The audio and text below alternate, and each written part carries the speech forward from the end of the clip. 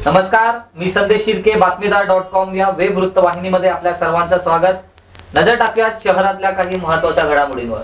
मांडा टिटवाळा परिसरातील समस्यांबाबत स्थानिक नागरिकांचा महावितरणच्या अधिकाऱ्यांना घेराव। लवकरात लवकर कारवाई न केल्यास राष्ट्रवादी युवक काँग्रेसने दिला आंदोलनाचा इशारा। कल्याण डोंबिवली महानगरपालिकेच्या शिवसेनेच्या नगरसेविका लीलाबाई तरे यांचा शिवसेनेला घरचा आहेर। पालिका मुख्यालयातच शिवसेनेच्या नगरसेविकेने केलं भीक मागो आंदोलन। मांडा टिटवाळा परिसरातील नागरिकांना सध्या महाराष्ट्र राज्य विद्युत महामंडळाकडून मिळणाऱ्या सोयी सुविधांबाबत मोठ्या त्रासाला सामोरं जावं लागतंय।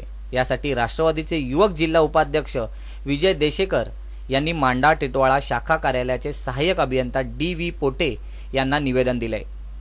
या निवेदनाद्वारे त्यांनी लवकरात लवकर कारवाईची मागणी केली, अन्यथा राष्ट्रवादी युवक काँग्रेसतर्फे आंदोलन छेडण्यात येईल असा इशारा या निवेदनाद्वारे दिलाय।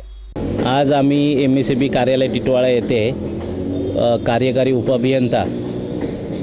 उपकार्यकारी अभियंता पोटे साहेब आणि आपले टिटवाळाचे सहाय्यक अभियंता पवार साहेब यांच्या समोर आम्ही चर्चा केलेली आहे। त्यांनी आम्हाला सांगितलेलं आहे की एप्रिलपर्यंत आमच्या ज्या काही मागण्या आहेत त्याच्यात आम्ही बिलिंग ठेका हा आत्ताचा जो आहे हे मनमानी पद्धतीने बिलं देत आहेत तो रद्द करण्याबाबत, त्याच्यानंतर काहीकांना कसेही बिलं देणं हा तर त्याच्यातच आला। छोट्या छोट्या कारणांसाठी कल्याणला जावं तर त्यासाठी सबस्टेशन टिटवाळ्यात हे करणं, पण त्याचा त्यांनी एक आम्हाला प्रॉब्लेम सांगितलेला आहे की कल्याण डोंबिवली महानगरपालिकेकडे त्यांनी 1.5 करोड रुपये जे भरलेले आहेत ते KDMCने लवकरात लवकर द्यावे, जेणेकरून ते कामं सुरुवात करतील। आता आम्हाला पोटे साहेबांनी एप्रिलपर्यंत थांबण्यास सांगितलं। एप्रिलपर्यंत आम्ही करतोय, त्याच्यानंतर म्हणजे कारवाई हे करतोय। मार्च एंडिंग झाल्यानंतर आम्ही एप्रिलच्या एंडिंगपर्यंत वाट बघू, त्याच्यानंतर आम्ही राष्ट्रवादी काँग्रेस पार्टीकडून भव्य जन आंदोलन छेडण्यात येईल। अडचणी येतात एमएससीबीबद्दल, त्या सोडवण्याकरता त्यांना कल्याणला सबस्टेशनला जावं लागतं आहे आणि प्रत्येकाला वेळ असतोय असतलं वागणं। काही जण कामाला जातात, कोणाचे उद्योगधंदे आहेत, त्यांना ते मोडून तिकडे आपली कामं टाकून तिकडे जावं लागतं आहे आणि त्यांना त्यांच्या खिशालाही भुर्दंड बसतो आहे। त्याच्यामुळं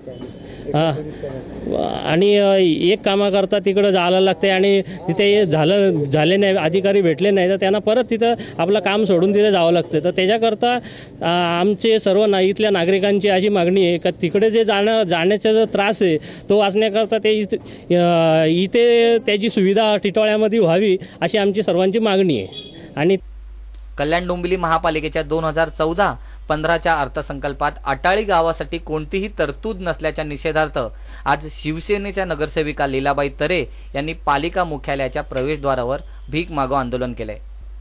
प्रभागाच्या विकासासाठी मला भीक द्या अशी मागणी करत चक्क मुख्यालयाच्या प्रवेशद्वारावर त्यांनी भीक मागितली। कल्याण डोंबिवली महापालिकेत गेल्या अनेक वर्षापासून शिवसेनेची सत्ता असतानाही शिवसेनेच्याच नगरसेविकेने आंदोलनाचा मार्ग पत्करल्याने राजकीय वर्तुळामध्ये शिवसेनेला घरचा आहेर मिळाल्याची चर्चा होती।